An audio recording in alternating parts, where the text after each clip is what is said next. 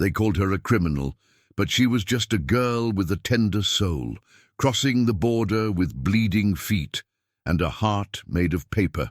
No one asks the name of the one crawling through the desert.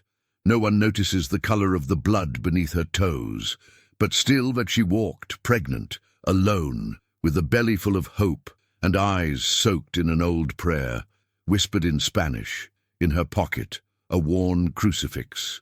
On her chest, the faith of the mother she left behind. On her back, the silence of someone who's already lost more than she could carry. She couldn't read the map, but she knew the sound of coyotes. She knew the taste of fear. She knew the way men look at a girl when they think no one's watching. On the third night, the sky opened in blue, and for a flicker of time, she saw what looked like a falling star, but it was just a plane, flying the other way. The baby kicked inside her, soft, like he already knew how cruel the world could be. She stopped, kneeled into the burning sand, and prayed, not in English, not in silence, but in the language her grandmother taught her, between pots and promises. Dios mío, protégelo, aunque sea yo la que se pierda. My God, protect him, even if I'm the one who gets lost. And when the dogs came, they didn't smell her sweat.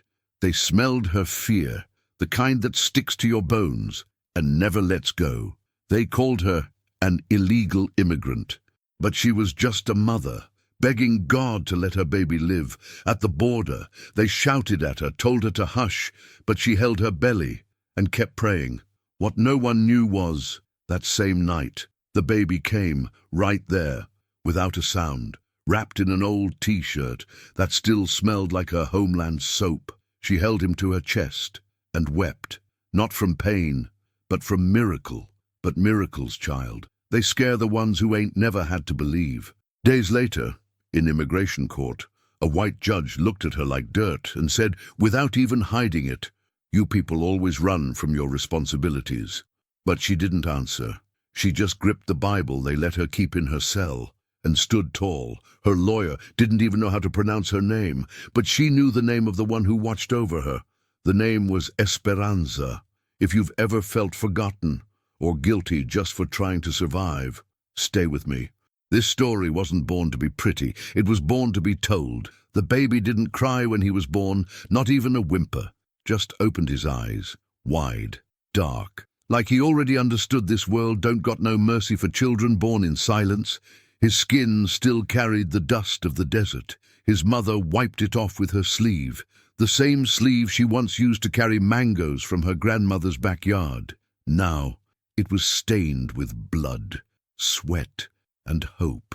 She looked down at him. He blinked once, then closed his eyes again, like he was trying to go back to the place where he came from, a place with no judges, no fences, no cages. She named him Matthias, whispered it through cracked lips, because no one else was going to. There was no hospital, no doctor, no certificate to say he had arrived, only a prayer in the wind and a shirt soaked in life. She tried to hold him longer, but the sirens came before sunrise, flashing red against the sky like the end of the world. The sound hit her chest before it reached her ears, a deep kind of thunder that don't come from the clouds. She tried to run, but her legs wouldn't move, too swollen, too broken, too tired from carrying not just a body, but a whole lineage of women who were never allowed to stop. The officers didn't ask questions, didn't offer water, didn't even glance at the newborn. One grabbed her by the shoulder. The other stepped right over the spot where she had given birth. They called it processing, but it felt more like punishment. She begged them not to take the baby, begged them in the only language she knew how to beg in. Spanish, soft, pleading, holy. One of them muttered under his breath, "Why do they always breed like this?" She screamed. Not loud, but sharp, like a string snapping after too much pressure.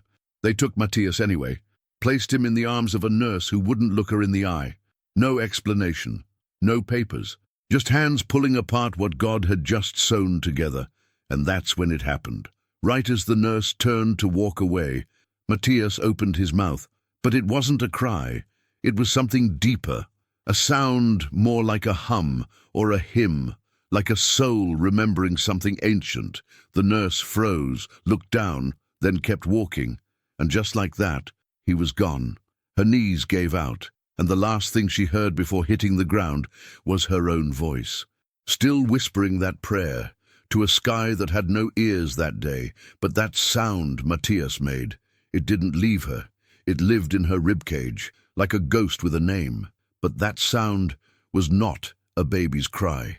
They let her keep the shirt, the one she wrapped him in, still damp with his breath, still warm with the last thing she had left of him. They took everything else, her shoes, her bag, her name, but not the shirt. Maybe they thought it had no value. Maybe they didn't see how she held it like scripture. She sat in a cold room with metal walls, the kind of room built to erase people, where time don't move forward. It just circles around the ache. Her legs bled onto the floor. No nurse came, no blanket, just the hum of fluorescent lights and the sour smell of bleach. She pressed the shirt to her face, breathed in the salt of her own son, and whispered his name again, Matthias, like she was afraid the world would forget he was ever real. There were others in that holding cell, a girl with red eyes, a man coughing blood into his sleeve, a woman staring at the wall like she could read her future in the cracks. But no one spoke, because pain this deep don't like company. She stayed there for hours, or maybe days. Time had lost its weight. Then a woman in a badge came in, didn't look at her, didn't say sorry, just called out a number.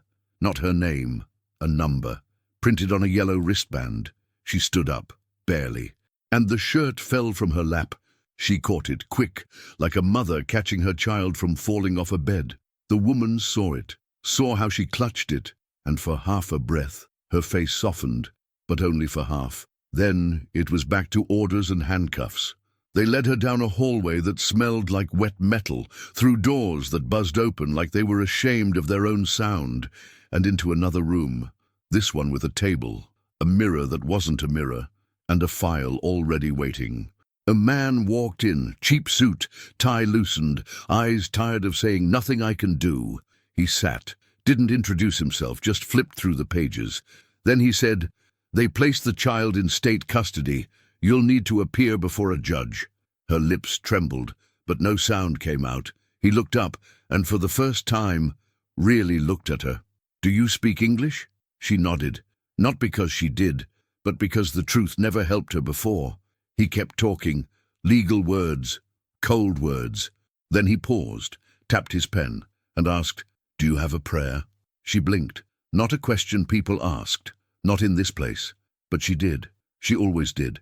So she reached into her chest and said it, soft, in Spanish. But the second the words left her lips, the man sighed, closed the folder, and said, "I wouldn't do that in front of the judge. She doesn't like distractions." Distractions. That's what they called her faith. She lowered her head and folded the shirt tighter in her hands. But something in her eyes changed that moment. Not rage, not fear, something deeper, like a storm gathering under still water. And that's when she made a promise. Not to the lawyer, not to the court, but to Matthias. That shirt would not be the last thing she held of him, because the next time she touched her child, it would be her hands, not the state's. They called her case number 947B. That's all. No last name, no country, just a code on a clipboard, and a language nobody in the courtroom wanted to understand.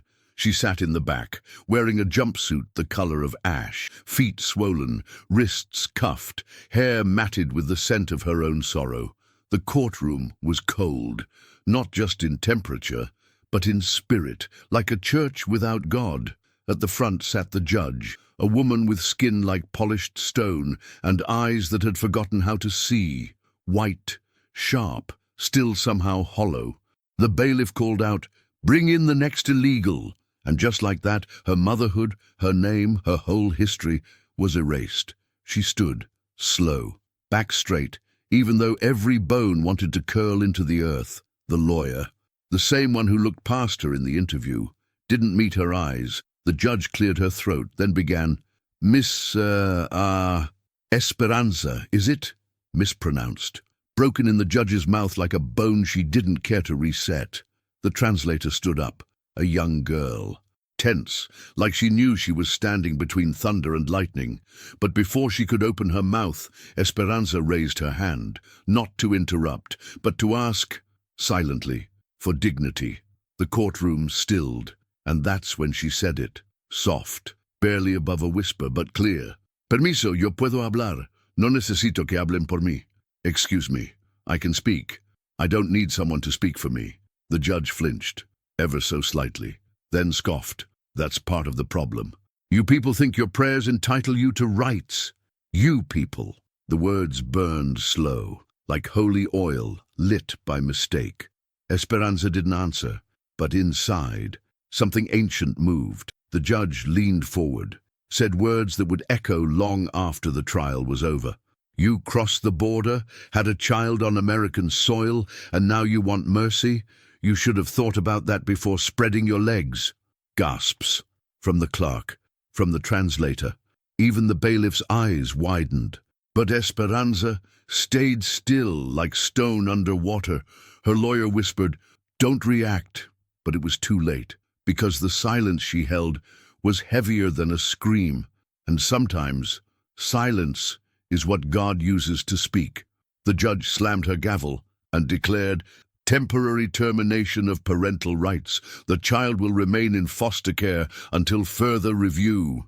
The room spun, the walls shrank, and that little shirt in her hands felt like a funeral cloth. But just as they pulled her away, just as the guard grabbed her arm, she looked up, looked straight into the judge's eyes and smiled, not with joy, not with rage, but with something older than both, a knowing, a whisper, because the judge may have taken her baby, but she hadn't taken her spirit. The cell was colder than the courtroom, smaller too, a slab of metal for a bed, a toilet with no lid, a flickering light that buzzed like a dying fly. But it wasn't the cold that shook her. It was the emptiness, no window, no clock, no way to know if it was morning, or if morning even came in places like this. She sat on the floor, back to the wall, knees drawn to her chest, the shirt still with her, hidden under the jumpsuit, folded, like a prayer you don't dare open too fast. She didn't cry, not anymore. Tears had become a luxury, like sunlight or sleep. That's when she saw it, in the corner, half buried beneath dust and old soap wrappers, a book, torn, bent, forgotten. A Bible. She crawled to it, slow, like touching something sacred for the first time. The pages were warped, water damage maybe, or sweat, or both. She opened it, carefully. It fell to the book of Job. Of course it did. The man who lost everything, children, health, home, and still found a way to say, "Though he slay me, yet will I trust in him." She didn't know all the words, but she knew the ache. Job, that man, understood. Knew what it meant to scream into heaven and get nothing but silence in return. She touched the page, closed her eyes, and whispered, not for rescue, but for strength. "Señor, no me quites la fe. Es lo único que tengo. Lord, don't take my faith. It's all I have left." The guard passed by, looked in, saw her kneeling with the Bible, and laughed. "Ain't no God in here, sweetheart." She didn't answer, because sometimes the most powerful prayer is the one you don't say out loud. Later that night, another woman was brought into the cell, her face bruised, lip split, hands trembling. She sat in the opposite corner, didn't speak, didn't move, just stared. But around 3 in the morning, she leaned forward and whispered, "You're the one with the baby, right?" Esperanza nodded, didn't lift her head. The woman continued, soft, like she was afraid the walls were listening. "They take them, all of them. Some never get them back." Silence. Then, just above a breath, the woman said, "But sometimes someone talks." Esperanza turned her head. "Talks?" The woman nodded. "Not in the courtroom, behind the doors, social workers, cleaners. Sometimes, even the ones who aren't supposed to care." Esperanza's fingers gripped the Bible tighter. Her heart beat louder, but slower, like it knew something was coming. And then the woman leaned in and said, "There's one who saw everything." She just hasn't spoken yet. They called her Maria, an assistant social worker, small in frame, quiet in voice, but her eyes held storms. She worked behind the scenes, filing reports, taking notes, watching. Maria saw the baby taken, saw the mother pleading in Spanish, saw the judge's cold dismissal, saw the silence that swallowed the courtroom whole. But Maria said nothing. Not then. Not when the baby was taken. Not when Esperanza's rights were stripped away. Fear wrapped around her like chains. Fear of losing her job. Fear of angering the court. Fear of being invisible. She carried that silence like a stone, heavy, cold, crushing, until one night Maria couldn't sleep. Her mind kept replaying the child's face, the mother's whispered prayers, the injustice so sharp it bled. She sat at her kitchen table, hands trembling, a recorder on the table, her breath loud in the quiet. She pressed the button and spoke. "This is Maria Alvarez. I was there when they took Matias. I heard what the judge said. I saw what the lawyer ignored. I'm scared. But the truth is stronger." Her voice cracked, but the words carried weight, like a stone dropped into a still pond, ripples spreading wide. She saved the recording, hidden it away. Maria knew speaking out could mean everything or nothing. But for the first time, she chose hope over fear. And that's when the calls started. Quiet threats, unseen warnings, the system protecting itself. But Maria held firm, because some silences are meant to be broken. And in that recording was the seed of justice. But would anyone listen? Her lawyer was tired. Not the kind of tired you get from walking, but the kind that comes from losing hope. And pretending you haven't. He wore a suit that had seen better days. A tie that was too loose, eyes that flickered between exhaustion and something like guilt. He didn't believe in miracles, but he believed in justice, or at least the idea of it.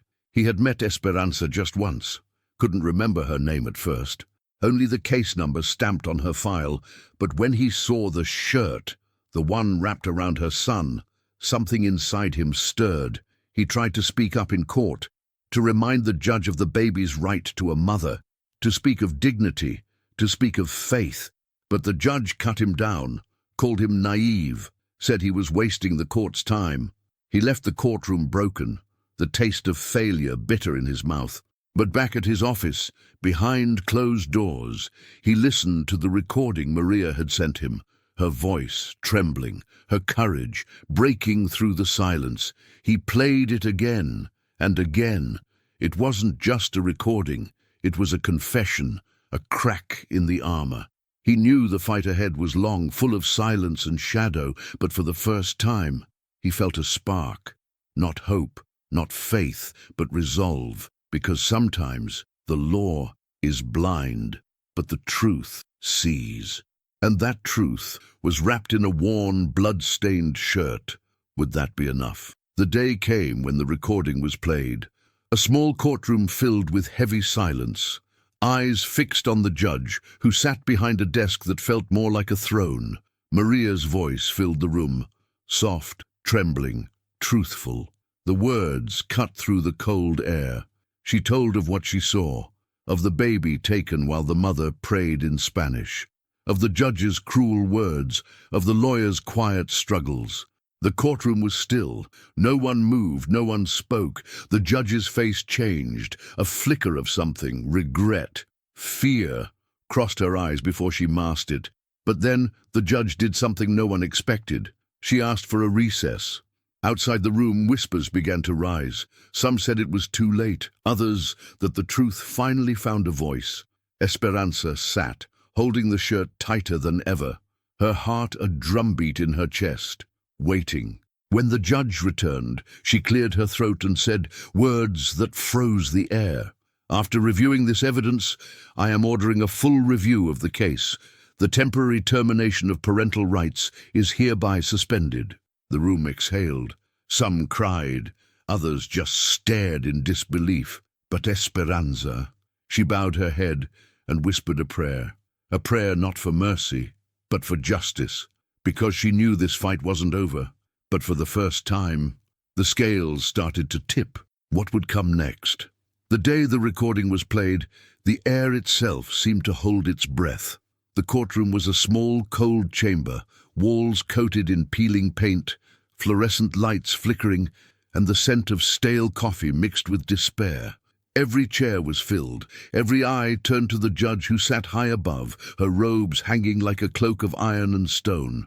Her face was calm, unreadable, but beneath that stillness, something was stirring. Maria's voice began to echo through the silence, soft at first, trembling with the weight of fear and truth intertwined.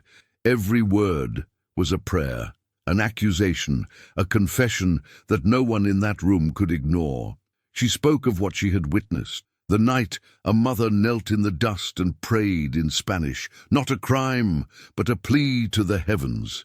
The moment the baby, wrapped in a worn, blood-stained shirt, was taken away without mercy or explanation. The coldness in the judge's eyes, the silence that swallowed justice whole. The room remained still. The hum of the lights was the only sound. No one dared to interrupt the fragile thread Maria was weaving. And then the judge's expression flickered. For a single heartbeat, regret, fear, recognition of a truth long denied. But the mask returned swiftly, her lips pressed thin, eyes hardening once again. Then she surprised everyone. She called for a recess. The courtroom emptied like a tide, pulling back. Whispers filled the halls. Some called it too late, a desperate attempt to delay the inevitable. Others dared to believe this was the moment truth broke free. Esperanza sat in the back, clutching the shirt that smelled of hope and sorrow. Her fingers dug into the fabric, as if holding onto it could hold back the flood of years lost. Her heart beat loud enough to drown the silence. When the judge returned, her steps were heavy. She cleared her throat, and with a voice that seemed softer, yet carried the weight of 1,000 storms, she declared, "After careful review of this new evidence, I'm ordering a full reopening of the case. The temporary termination of parental rights is hereby suspended." The courtroom exhaled. Some wept quietly, others stared in stunned disbelief, but Esperanza bowed her head, whispering a prayer, not for mercy, but for justice. She knew the road ahead was far from easy. The system that had tried to erase her still loomed large. The prison bars still glistened in her memory, and the wounds inside her heart ran deep. But this day, this fragile victory, was the first step toward reclaiming her son. The shirt in her hands was no longer just fabric. It was a symbol, a testament to resilience, to the power of a whispered prayer in a forgotten language. And as the courtroom emptied, Esperanza's gaze lifted to the stained glass windows where rays of light fractured into colors. A silent hymn to hope, to faith, to fight. The judge may have tried to silence her, to punish her for praying in Spanish, but this moment proved something sacred. The voice of a mother, no matter how quiet, cannot be buried forever. But the question still hung in the air, heavy as a storm cloud. What would come next? Esperanza's fight was far from over, but the court's decision had breathed a fragile light into the darkness. In the stillness of her cell, wrapped in the shirt that smelled faintly of a home she could barely remember, she found strength in the smallest things. A whispered prayer, the worn pages of the Bible, and a letter she never expected to receive. It came folded, worn at the edges, smelling faintly of ink and hope. A letter written by tiny hands, hands that had felt the cold of a stranger's touch, hands that had longed for the warmth of a mother's embrace. The letter was from Matias. His words were simple, but heavy like a stone cast into still waters. He wrote about dreams, dreams of his mother's voice, soft and strong, carrying prayers in a language he was only beginning to understand. He wrote about loneliness, of nights in a foster home where shadows whispered secrets no child should hear, and most of all, he wrote about hope. Hope that one day they would be reunited. Esperanza held the letter close, her fingers tracing the childish handwriting. Tears fell silently down her cheeks, but she did not cry out. She folded the letter into her shirt, as if sealing a sacred vow. In that moment, the walls around her cell felt less cold. the silence less empty. Because even though they were miles apart, separated by walls and laws, their souls were bound by an unbreakable thread, the thread of love and faith. She whispered a prayer, not just in Spanish, but in every language that carries the cry of a mother's heart. Matías, mi hijo, aguanta, la justicia llegará, aunque tome toda la vida. Matías, my son, hold on. Justice will come, even if it takes a lifetime. But the letter was also a spark, a new hope that fueled the quiet resistance growing inside her. Because sometimes words written on paper are louder than any gavel's fall. The fight was far from over. But with that letter, Esperanza knew she was not alone. What would happen when the court saw a child's plea? The judge was a woman cloaked in power, her robes a shield, her gavel a hammer, her words sharp as winter wind. But beneath that mask, beneath the cold stare, there was a shadow, a secret the courtroom never saw, a past tangled with prejudice, rooted deep in fear and misunderstanding. She was the voice of a system built to keep some silent, to make others invisible, a system that judged by skin, by language, by where you come from. When the recording was played, when the letter was read aloud, something shifted inside her. Not remorse, not guilt, but doubt. She paced behind her desk, hands clenched, the weight of her own words like chains around her neck. She remembered a younger version of herself, afraid of being weak, afraid of being seen as soft, afraid that mercy would be mistaken for weakness. She had been a girl once, somewhere far from the bench, with a name that mattered. But the years had hardened her, turned her faith into a weapon. She told herself the law was black and white. No room for prayer, no room for fear, no room for mothers praying in Spanish. And yet, that night, alone in her chambers, she took out a Bible, one that had belonged to her grandmother, the same one she hadn't opened in years. Her fingers trembled over the pages. Her eyes caught the words, "Learn to do good, seek justice, correct oppression, bring justice to the fatherless, plead the widow's cause." Isaiah 1:17. Her breath hitched. The silence of the courtroom echoed inside her. She wondered if she had forgotten the meaning of justice, but the shadow stayed, whispering doubts she couldn't shake. Would she choose the law or choose mercy? The next day she called for a closed-door meeting, the kind that left no record, and there, in the quiet, decisions were made. The fight for Matías was no longer just about a mother. It was about a reckoning with the judge's shadow. Would justice be served or swallowed by darkness? Esperanza's world had shrunk. No longer just a woman fighting for her child. Now she was a prisoner of a system that didn't see her worth. Her days blurred into one another. Concrete walls, cold floors, and the silence that presses heavy on your soul. She wore the jumpsuit like a second skin, the color of forgotten ash, a uniform for those erased. In the morning, the guards woke her with harsh voices, commands like thunder crashing over the quiet of her prayers. But in the stillness, before the sun could rise fully, she found her refuge, the small Bible hidden beneath her mattress, its pages soft from her trembling hands. She read the story of Job again, of suffering without end, of faith stretched thin, but never broken. Outside her window the world moved on. Children played in the streets, birds sang songs of freedom, but here, inside these walls, time stood still. Esperanza spoke little now. Her voice, once a whisper of resistance, was muffled by years of being ignored, but inside a fire burned, quiet, steady, a promise made in prayer that no chain, no judge, no law could take away what was sacred. And in her dreams she saw Matías, not as a child lost, but as a son waiting for her hands to hold him again. Her spirit refused to break, because some prisons aren't made of metal or stone. They're made of silence and despair, and she was learning how to fight even that. Could a mother's faith survive a prison built to erase her? Esperanza's world had become a cage. Though no iron bars enclosed her wrists, the weight of injustice was heavier than any lock or key. The cold concrete walls rose around her like silent sentinels, echoing with the footsteps of those who forgot her name, the language of her prayers, the touch of her child. Day after day, time bled into itself. No sun to mark the hours, no wind to carry the whispers of freedom. Only the harsh buzz of fluorescent lights and the cold clang of steel doors. Her body ached from the bruises of a journey far longer than the miles she crossed. The bruises of a system that punished before it understood, that stripped dignity before it saw the soul. She wore the jumpsuit, faded grey and stained, like a shroud for the living dead. It clung to her swollen limbs, a constant reminder.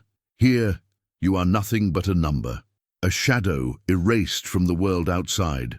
Mornings came not with birdsong, but with the harsh voices of guards. Commands barked like thunder, shattering the fragile silence of her prayers. They woke her, pushed her, herded her like cattle through the cold hallways. But before dawn, when the world outside was still wrapped in shadows, Esperanza found a fragile sanctuary, a small Bible hidden beneath the thin mattress on the metal bed, its worn pages soft from the touch of trembling hands. She traced the faded letters, reading the story of Job once again, the man who lost everything yet refused to lose faith. Job's words spoke to her, a whispered promise from across centuries. Though he slay me, yet will I trust in him. Her fingers lingered on the passage, feeling the weight of suffering and hope intertwined. Outside, life went on. Children's laughter carried on the breeze, the sun casting golden light over a world that seemed impossibly distant. Birds sang songs of freedom, flying beyond the fences, beyond the pain. Inside, time stopped. It folded over itself like a heavy blanket, smothering. Esperanza rarely spoke now. Her voice, once a quiet resistance, had been stifled by years of being unseen, unheard.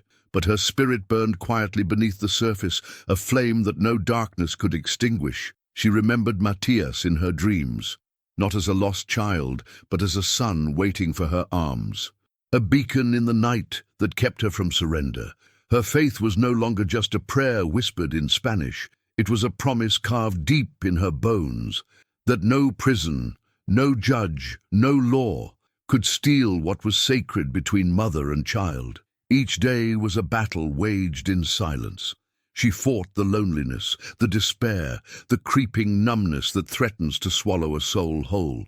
She learned to make space for hope in the cracks, to hold on to the memory of a shirt still warm with Matias's breath, to carry the prayers of generations who came before her, to trust that the scales of justice, though slow, could still be tipped.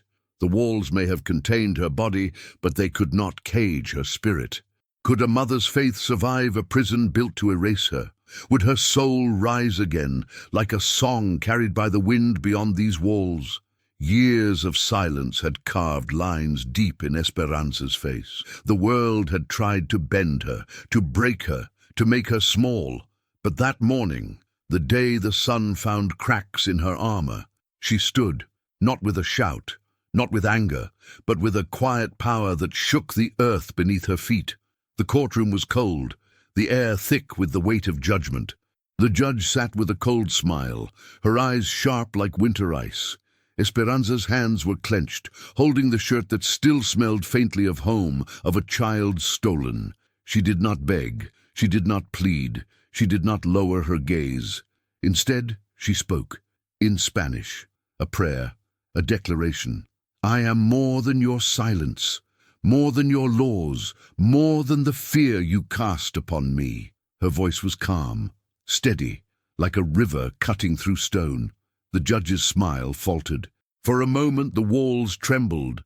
Her lawyer looked up, hope flickering in his tired eyes. Esperanza continued, telling her story not as a victim, but as a mother, as a fighter, as a woman claiming her dignity back. She spoke of faith, of love, of hope.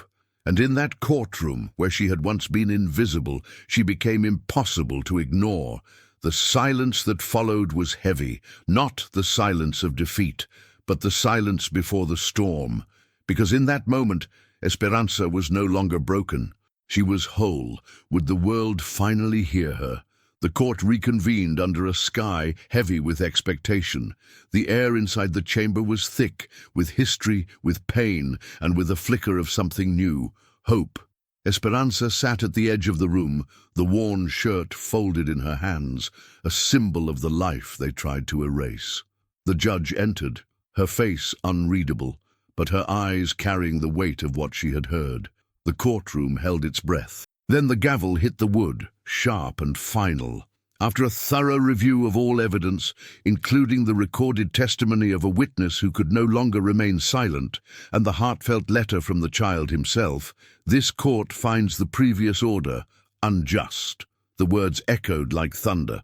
Parental rights are reinstated, and the child shall be returned to the mother, pending a careful reunification process. The judge's voice softened just enough to betray a hint of remorse. Esperanza's lips trembled, tears welled, but she held them back, not from strength but from a well of overwhelming relief. Her lawyer exhaled deeply, a quiet victory after a long battle. The courtroom was silent. Then from the back, a single whispered prayer rose. Esperanza bowed her head, feeling the weight of every lost moment, every stolen breath lifted just a little. This was more than a win. It was a reclamation, a testament to faith that does not falter, to a mother's love that refuses to be silenced. But even as the gavel fell, she knew the road ahead would be long. The wounds inside her heart would not heal overnight. The scars of silence and judgment would take time to fade. Yet, in this courtroom, in this fragile moment of justice, Esperanza's spirit rose. Like the dawn after the longest night, would her fight bring true healing? The day Esperanza finally held Matias in her arms again, the air was thick with something neither time nor pain could erase. Hope. The reunion was quiet. No tears, no shouting. Just two souls, worn and weathered, finding their way back to each other in a world that tried to keep them apart. Matias was older now, eyes searching, cautious. His small hands gripped the worn shirt, their shared tether, and he looked up at her, as if asking permission to hope. Esperanza whispered prayers in Spanish, soft and steady, carrying the weight of every stolen night, every silent prayer said in the dark. The social workers watched silently, their faces unreadable, some with regret, some with relief. The judge's shadow still lingered, an invisible weight over their fragile new beginning. But in that moment, the silence between mother and son spoke louder than any courtroom decree. They had lost much, but not each other. Esperanza knew the fight wasn't over. Not really. The scars of injustice ran deep. The whispers of judgment still echoed, but here, in the quiet hold of her son, she found a strength no law could take away, a prayer that stretched beyond words, a promise to keep fighting for dignity, for justice, for hope. And in that stillness, the story began to turn. Because some battles are won, not with noise, but with quiet resilience. What would their future hold? Beyond the walls and the whispers, they locked her behind cold, unfeeling bars, thinking silence would swallow her voice, that the weight of prison would break her spirit. But stories like hers, they find other ways to soar. Her voice rose, not in shouts but in prayers carried by the wind, whispers wrapped in Spanish, woven through the cracks of stone and steel. The shirt she held, the one wrapped around Matias at birth, became a banner of hope, a testament to faith unbroken by pain. Justice did not come like thunder or fire. It came quietly, like dawn's first light cutting through the darkest night. The judge, who once spoke words sharp as knives, saw the truth she tried to deny, and the system, slow, flawed, began to bend under the weight of a mother's love. Esperanza's victory was not a shout. It was a whisper, a breath, a promise held in the silence between heartbeats. She won not by fighting louder, but by standing whole, even when the world tried to break her. Her story, a thread in the vast tapestry of those forgotten and silenced, now weaves through hearts, like a cantiga sung softly in the night. Because the greatest prayers are those that endure in silence, until the world finally listens. Her wings were made of paper, fragile, yes, but strong enough to carry her story across borders, through prisons, beyond judgment, and her voice is carried by every soul who dares to hope. If this story touched something inside you, leave a word. Share it with someone who needs to hear, because some truths are not shouted, they are whispered, until the whole world hears. Thank you for walking this road with me.